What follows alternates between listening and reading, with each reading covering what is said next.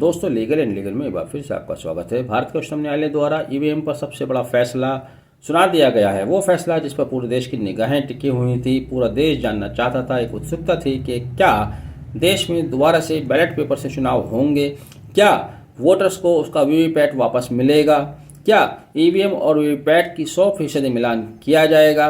ये सारे प्रश्न याचिकाकर्ताओं द्वारा उठाए गए थे। हम आपको बता दें कि एसोसिएशन फॉर डेमोक्रेटिक रिफॉर्म द्वारा सुप्रीम कोर्ट में एक सिविल पिटीशन संख्या 434/2023 दाखिल की गई थी। इसका टाइटल भी economic for democratic reform versus election commission of India था। आज 2 जजेस की बेंच ने अपना निर्णय सुनाया। हालांकि 18 अप्रैल को इस पर बहस हुई थी, निर्णय सुरक्षित रख लिया गया था। अपना निर्णय सुनाते हुए जस्टिस संजीव खन्ना व दीपांकर दत्ता ने दोनों ने अलग अलग निर्णय दिए, लेकिन निर्णय कंकरेंट आए और एक जैसे आए, जिसमें सुप्रीम कोर्ट ने कहा कि चुनाव की प्रत्येक प्रक्रिया पर संदेह किया जाना सही नहीं है, इससे चुनाव में बहुत बड़ी बाधा उत्पन्न हो सकती है।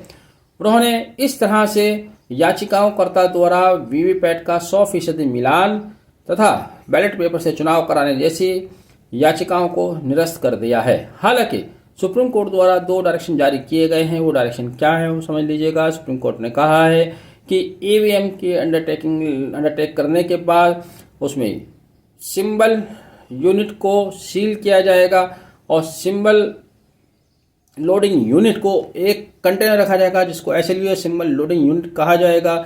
इस यूनिट पर सील लगाते समय चुनाव लड़ने वाले उम्मीदवार तथा उनके प्रतिनिधि हस्ताक्षर करेंगे और इस तरह से इन SLU को 45 दिन तक सुरक्षित रखा जाएगा। दूसरा डायरेक्शन जो सुप्रीम कोर्ट ने दिया गया है वो यह है कि जो जले हुए सेमीकंडक्टर होंगे, मेमोरी सेमीकंडक्टर, 5% की जांच मैन्युफैक्चरर से कराई जा सकती है।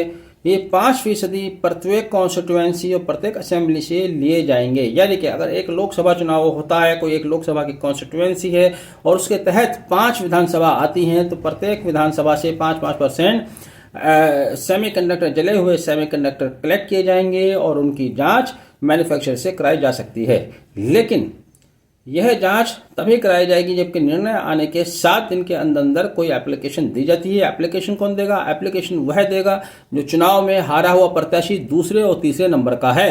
यानी कि अगर कोई चौथे नंबर प्रत्याशी है तो वह एप्लीकेशन नहीं दे सकता और इस सारी प्रक्रिया खर्चा एप्लीकेंट द्वारा उठाया जाएगा। तो इस तरह से सुप्रीम कोर्ट द्वारा एक और जहां वीवीपैट का मिलान की याचिका को खारिज कर दिया गया है, बैलेट पेपर से इलेक्शन कराने की याचिका को खारिज कर दिया गया है और वीवीपैट मतदाताओं को देने की याचिका को खारिज कर दिया गया है। जो उनकी प्रेयर थी इस याचिका के अंदर सभी मिलीजुली प्रेयर थी।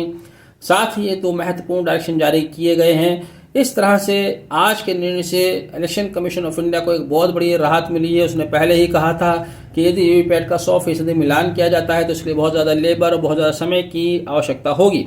हालांकि याचिकाकर्ताओं की ओर से कहा गया था यदि 100% वीवीपैट का मिलान करने का निर्णय दिया जाता है तो केवल 5 से 6 घंटे का एक्स्ट्रा समय लगेगा, लेकिन उच्चतम न्यायालय द्वारा उनकी याचिका को खारिज कर दिया गया है। अब वर्तमान स्थिति वही रहेगी जैसा कि होता आया है। ईवीएम से ही इलेक्शन होंगे, हो रहे हैं। साथ ही केवल 5% वीवीपैट का रैंडमली सिलेक्शन करके उनका मिलान करने की प्रक्रिया है, वही प्रक्रिया कायम रहेगी। और इस तरह से इलेक्शन कमीशन आज बहुत बड़ी राहत महसूस कर रहा है और याचिकाकर्ताओं को एक बहुत बड़ी निराशा हाथ लगी है। आपने वीडियो आखिर तक देखा, thank you, have a nice day.